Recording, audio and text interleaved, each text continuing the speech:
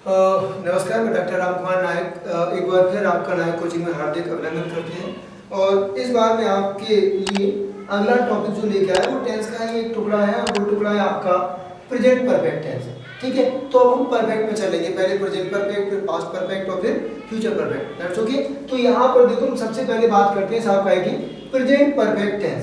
तो present perfect tense जहाँ पर परफेक्ट वर्ड जुड़ता है वहाँ पर किसी भी काम की संपूर्णता यानी परफेक्शन से इंडिकेशन मिलता है। तो यहाँ पर देखो प्रेजेंट परफेक्ट टेंस। अब यहाँ पर हमने पहले कहा कि जब भी हम लोग टेंस पढ़ रहे हैं तो टेंस में हमें क्या करना होता है, आइडेंटिटी पर बहुत ज्यादा जोर देना होता है, और यहाँ पर भी वही आइडेंटिटी मायने रखती है। तो सबसे पहले अगर कोई सेंटेंस हिंदी में लिखा हुआ है तो हिंदी में चुका है, चुकी है, चुके हैं, या है, ई है, ए है, आ है, ई है, ए है। यहाँ देखो ये आपकी प्रेजेंट परफेक्ट टेंस की क्या होती है, हिंदी में पहचान। कि अगर किसी हिंदी सेंटेंस के अंत में चुका है, चुकी है, चुके हैं, या है, ई है, ए है, आ है, ई है, ए है, ये सब ये इंडिकेशन दिए गए हैं तो वो साहब आपका प्रेजेंट परफेक्ट टेंस हो गया। और अगर अंग्रेजी में लिखा गया है तो हैव है के साथ वर्ब की third form. That's okay.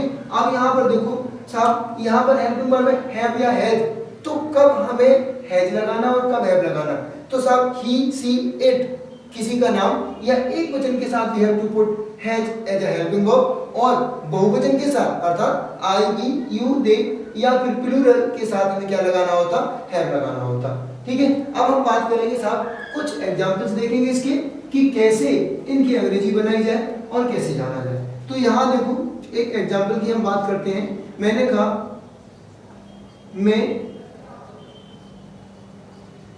Taj Mahal देख चुका हूं, मैं ताजमहल देख चुका हूं। तो यहां पर देखो सब्जेक्ट मैं हो गया, यहां देखो देख चुका हूं, यहां पर क्या हो गया वर्ब, और ताजमहल क्या हो गया ऑब्जेक्ट। तो एस ओ बी यानी असर्टिव सेंटेंस हो गया। और इस असर्टिव सेंटेंस में देखो मना भी नहीं किया जा रहा, तो ये अफर्मेटिव सेंटेंस हो गया। अब इसकी अंग्रेजी बनानी है तो सबसे पहले क्या हो जाएगा, I have seen the Taj Mahal, I have seen the Taj Mahal. ठीक है, अब अगर नेगेटिव सेंटेंस की बात करें तो मैंने कहा मैंने अब तक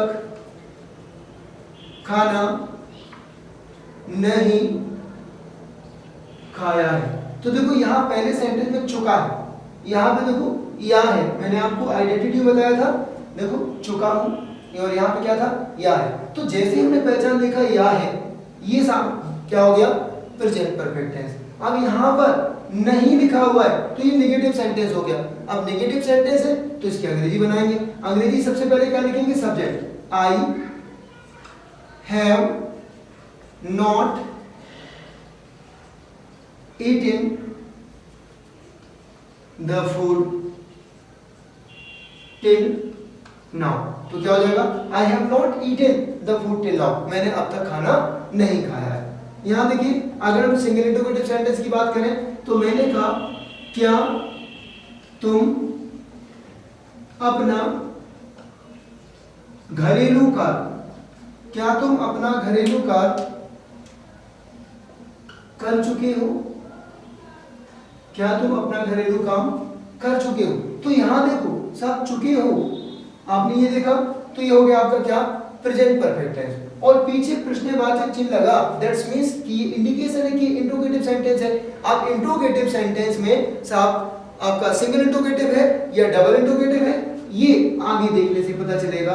आगे क्या लिखा, क्या सेंटेंस क्या से शुरू हो रहा, तो ये सिंगल इंट्रोगेटिव सेंटेंस है। अब हमें क्या करना है, अंग्रेजी बनानी। तो अंग्रेजी सबसे पहले हेल्पिंग वर्ब से, हेल्पिंग वर्ब या तो हैव होता या has. I have told you that कि plural subject I, we, you, they या फिर प्लूरल के साथ आपको हैव लगाना, और यहाँ पर सब्जेक्ट तुम है, इसका मतलब यू है, तो आपको क्या लगाना होगा, सबसे पहले हेल्पिंग वर्ब हैव, फिर क्या हो जाएगा सब्जेक्ट यू। तो क्या हो जाएगा, हैव यू डन, वर्ब की थर्ड फॉर्म आती, तो have you done your domestic, घरेलू के लिए क्या लगाओगे, डोमेस्टिक वर्ब, और फिर पीछे क्या लगा दोगे, प्रश्नवाचक चिन्ह। तो क्या हो गया, have you done your domestic work, क्या तुम अपना घरेलू कार्य कर चुके हो। अब यहाँ पर एक डबल इंट्रोगेटिव सेंटेंस की बात कर लेते हैं। यहां पर उसने अपना होमवर्क कैसे किया है, उसने अपना होमवर्क कैसे किया है। तो देखो आइडेंटिटी अगर देखें तो या है, यानी प्रेजेंट परफेक्ट टेंस हो गया, और पीछे प्रश्नवाचक चिन्ह लगा हुआ है, मींस इंट्रोगेटिव सेंटेंस हो गया। अब इंट्रोगेटिव में भी कौन सा है, सिंगल है या डबल है, ये डिपेंड करेगा location of the question word कि where is the question word is written. तो यहाँ पर क्वेश्चन वर्ड बीच में दिया गया है, और आई have told you that if question word is given in the mid of the Hindi sentence, तो वो क्या होता है, डबल इंट्रोगेटिव सेंटेंस। अब अंग्रेजी बनाते समय इसी क्वेश्चन वर्ड से शुरू होगा, तो आपने क्या लिखा, हाउ। अब इसके बाद हेल्पिंग वर्ब आएगा, तो हेल्पिंग वर्ब सब्जेक्ट के ऊपर डिपेंड करता, और यहाँ पर सब्जेक्ट आपका क्या है, साहब उसने मींस क्या आ जाएगा, ही। तो हाउ के बाद क्या आएगा, साहब हेल्पिंग वर्ब आएगा, तो how has he done his homework, that's okay. How has he done his homework, तो ये क्या हो गया, double interrogative sentence, that's okay. तो देखिए हम बात कर रहे थे आपसे क्या कि पास्ट परफेक्ट टेंस, क्योंकि प्रेजेंट परफेक्ट टेंस तो अपने पढ़ चुका, तो हम बात करेंगे साहब पास्ट परफेक्ट टेंस की। यहाँ पर भी आइडेंटिटी मायने रखती है, तो यहाँ पर मैंने कहा कि जब भी किसी हिंदी वाक्य के अंत में चुका था, चुकी थी, चुके थे, या था, ई थी, ए थे, आ था, ई थी, ए थे आदि शब्द लिखे गए हैं, तब वो सेंटेंस पास्ट परफेक्ट टेंस की कैटेगरी में आ जाता है। और अगर यही अंग्रेजी में लिखा गया है तो हेड प्लस वर्ब की थर्ड फॉर्म, जहां पर हेड क्या है आपका, सब हेल्पिंग वर्ब, दैट्स ओके। अब यहाँ पर चाहे आपका सब्जेक्ट सिंगुलर हो चाहे प्लूरल हो, दोनों ही केसेस में you have to put had as a helping verb, that's okay. तो अब यहाँ पर सीधे सीधे हम एग्जाम्पल पर पहुंचते हैं, और एग्जाम्पल मैंने कहा कि राधा एक अच्छा गाना गा चुकी थी,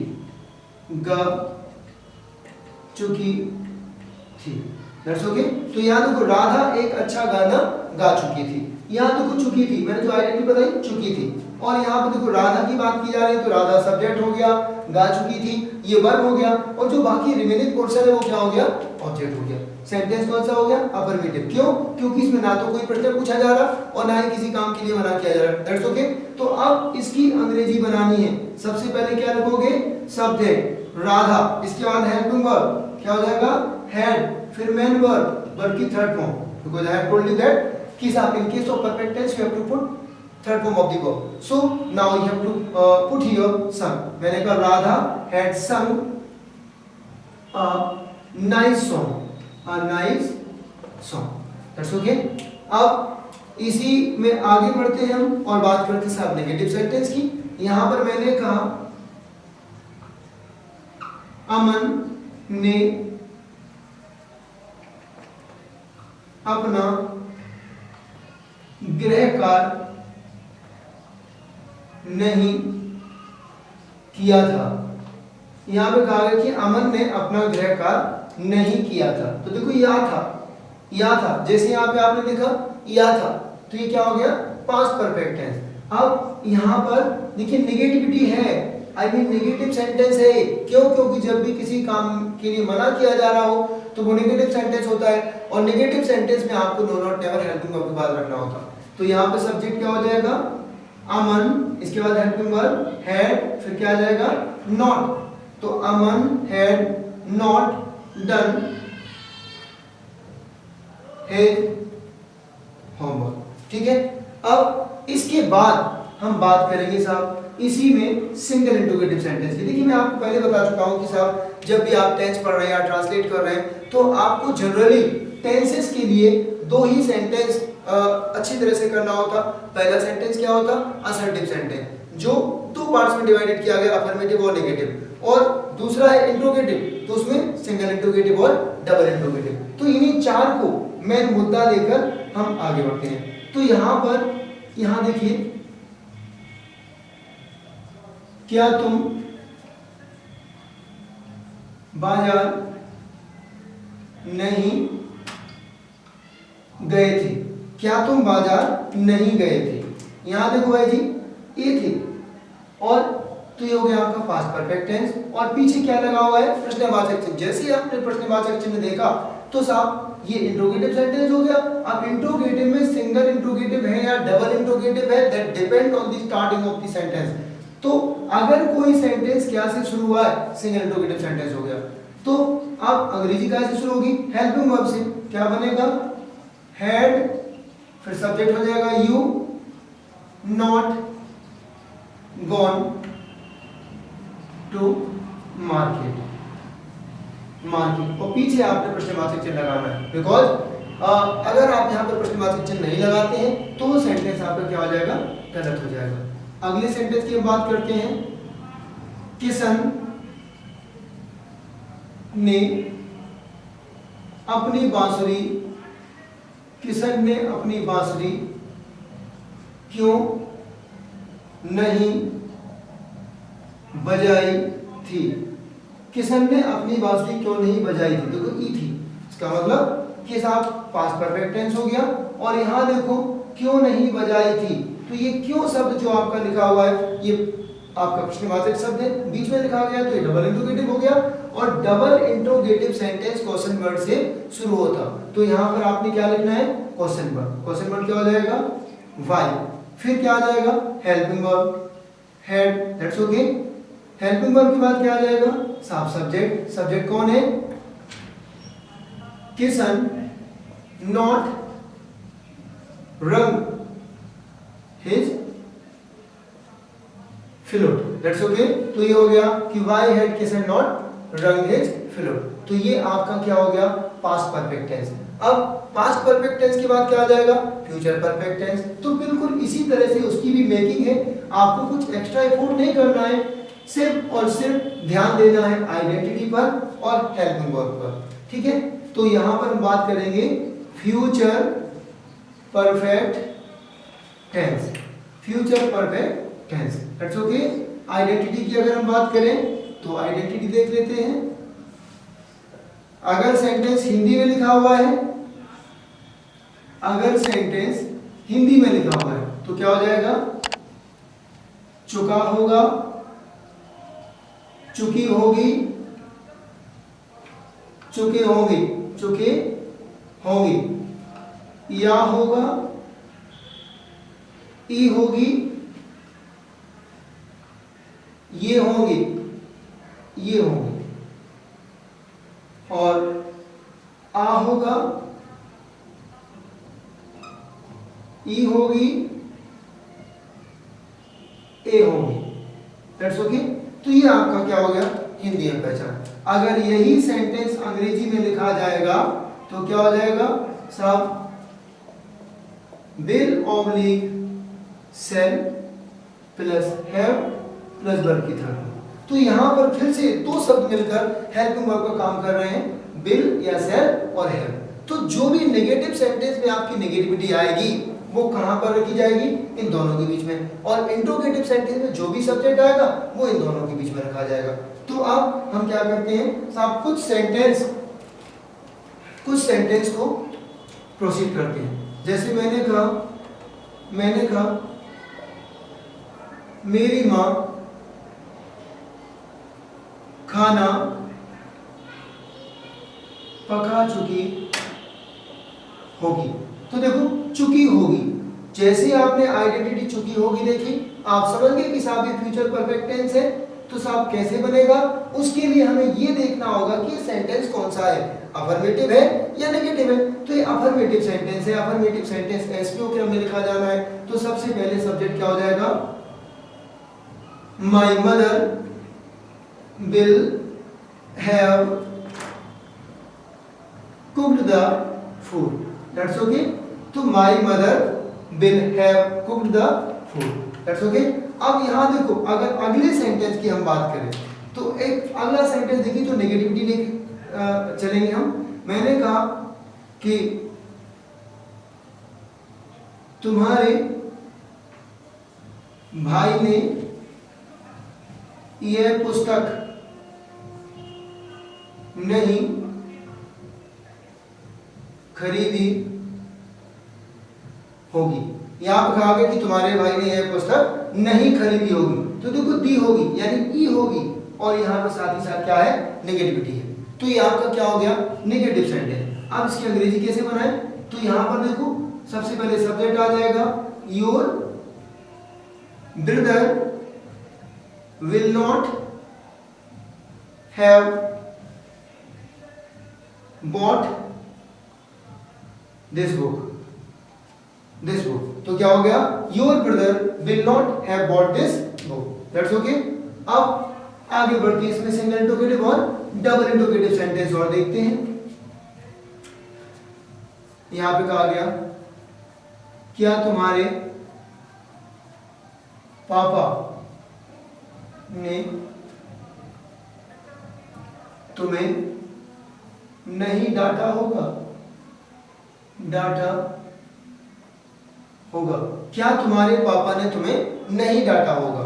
देखिए क्या से शुरू हो रहा, सिंगल इंटरोगेटिव सेंटेंस है, अंग्रेजी में हेल्पिंग वर्ब से शुरू होना, तो हेल्पिंग वर्ब क्या आ जाएगा, विल योर पप्पा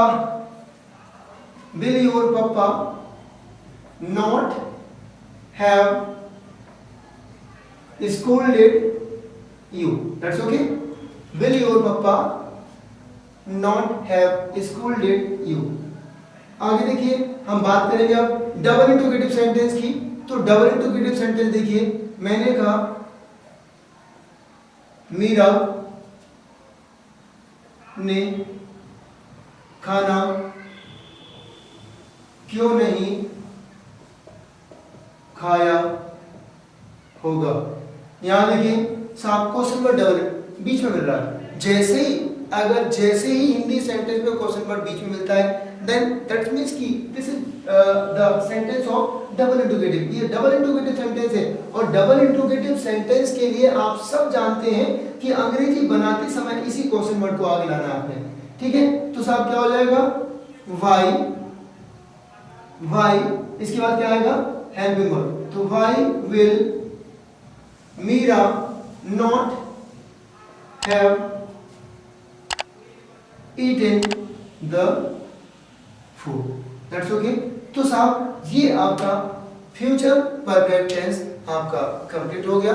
देखिए इसके आगे का जो पोर्शन ऑफ द टेंस होता है वो आपको अगले वीडियो में जाएगा। अब तक अगर आपको इन वीडियो से फायदा हो रहा हो, इन वीडियो से आपको कुछ मिल रहा हो और कुछ जानकारी मिल रही हो, आपको लग रहा हो कि नहीं साहब ये आपके लिए बेनिफिशियल है, देन पूरे वीडियो को देखने के बाद इसको सब्सक्राइब जरूर कीजिएगा।